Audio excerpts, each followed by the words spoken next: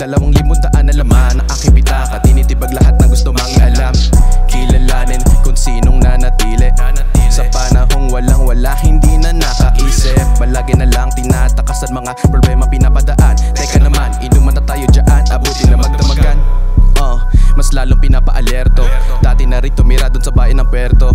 Di na to bago, iniingatan ang sarili sa nakamasid. Umupo ka din at tumahimik pakinggan lahat ng mga sinasabi lang.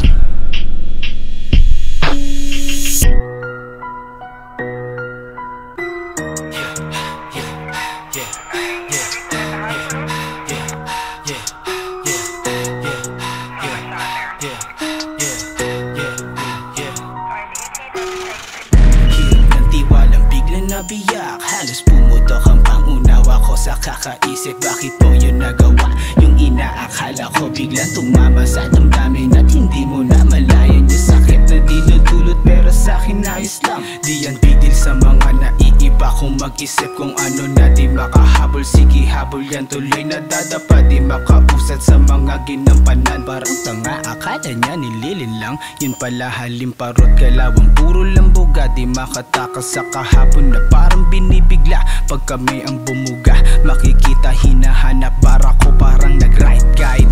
Tapos di nyo maaning umatulig sa kakahanap sa sarili. May nakita ng hindi na mamalayan, tinagos yung panaginip ni hindi na halata. Yung galawang pandiin ng panibagong binabago, yeah.